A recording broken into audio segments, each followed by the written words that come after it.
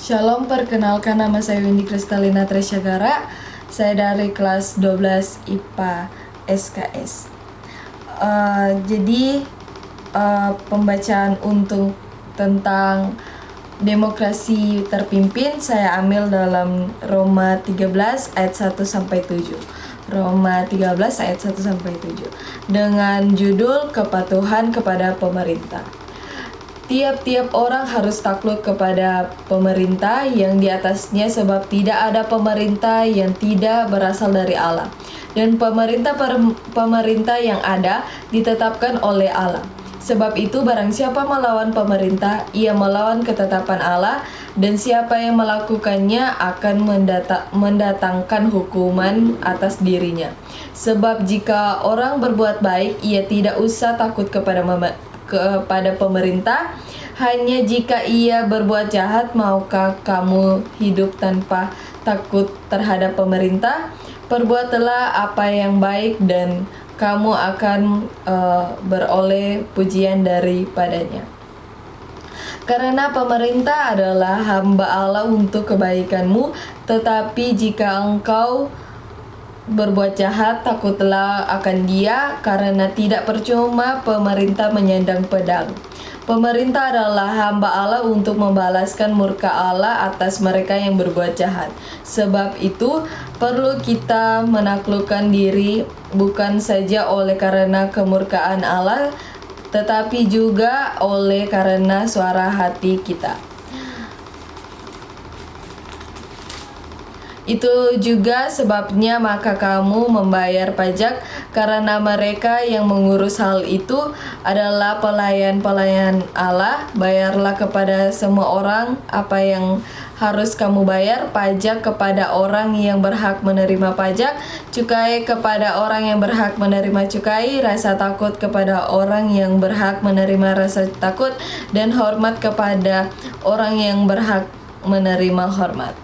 Jadi dalam Roma 13 ayat 1 sampai 7 menjelaskan bahwa masih ada saja orang yang mematuhi aturan undang-undang karena takut, bukan karena suara hati untuk kebaikan baginya.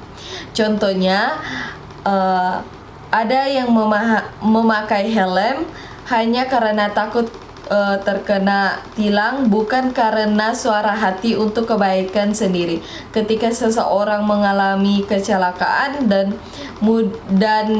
dengan memudahnya mempertanyakan pernyataan Tuhan, padahal dia sendiri sudah mengabaikan aturan keselamatan berkendaraan. Nah, demikian halnya kepatuhan kita kepada pemerintah.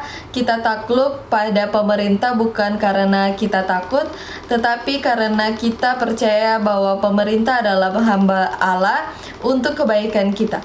Sebagai orang beriman, kita mensyukuri adanya pemerintah di tengah-tengah kehidupan kita.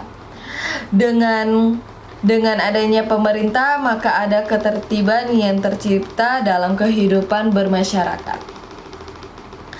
Melalui nas ini, Rasul Paulus hendak menekankan tanggung jawab seorang Kristen dalam kehidupan bermasyarakat, bahwa ada lembaga yang mengatur untuk kebaikan bersama, yaitu pemerintah. Sehingga orang Kristen tidak bisa menganggap hanya perlu taat kepada Tuhan dan kepada yang lain bisa bertindak dan berperilaku sesukanya. Pemerintah yang dimaksud di sini bukan mengarah kepada satu orang oknum, entah itu raja atau presiden, namun lebih luas lagi, yaitu lembaga yang mengatur kehidupan dalam suatu bangsa atau negara.